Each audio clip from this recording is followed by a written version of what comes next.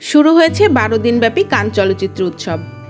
বরাবরের মতো ফ্রান্সের দক্ষিণ পূর্ব অঞ্চলের শহর কানে বসেছে চলচ্চিত্র জগতের সম্মানজনক এ আসর। এরই মধ্যে অভিনেত্রী আসনা হাবিব ভাবনা সেখানে পৌঁছেছেন। বাংলাদেশ সময় 12 মে দিবাগত রাতে ভাবনা কান চলচ্চিত্র উৎসব আয়োজনে অংশ নিতে সেখানে পৌঁছেই ফেসবুক পোস্টে ভাবনা লিখেছেন, ফ্রম পুরান ঢাকা টু ফেস্টিভ্যাল ডি কান। এই উৎসবের 77তম আসরের পর্দা উঠেছে। 12 দিনব্যাপী আনন্দঘন পরিবেশে তারকাদের এ মিলন মেলা চলবে 25 মে পর্যন্ত। এ উৎসব ঘিরে হলিউড, বলিউড সহ বিশ্বের নামিদামি তারকায় ভরে ওঠে ফ্রান্সের কান শহর।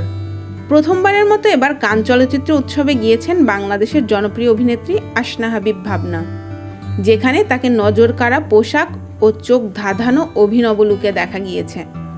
ভাবনার সেই পোস্টে অভিনন্দন জানিয়েছেন ভক্ত অনুরাগীরা। পুরো সাজে রয়েছে স্নিগ্ধ আমেজ। ভাবনার অনেক দিনের ইচ্ছা ছিল তিনি কান চলচ্চিত্র উৎসবে অংশ নেবেন। বিশ্ব তারকাদের সেখানে যাওয়ার খবর শুনে মনের মধ্যে স্বপ্ন আঁকতেন তিনিও একদিন যাবেন কান চলচ্চিত্র উৎসবে। তার অভিনীত সিনেমাও প্রদর্শিত হবে। সিনেমা প্রদর্শনের স্বপ্ন আপাতত পূরণ না হলেও এবার নিজ উদ্যোগে উৎসবটি সশরীরে দেখে আসার সিদ্ধান্ত নিয়েছিলেন। উল্লেখ্য, ভাবনা তার অভিনয় জীবন শুরু করেন নট আউট নাটকের মাধ্যমে। এটাই ছিল তার প্রথম টিভি নাটক। পরে তিনি একের পর এক টিভি ধারাবাহিকে কাজ করতে থাকেন। 2017 সালে তিনি তার চলচ্চিত্র ক্যারিয়ার শুরু করেন ভয়ঙ্কর সুন্দর চলচ্চিত্রের মাধ্যমে।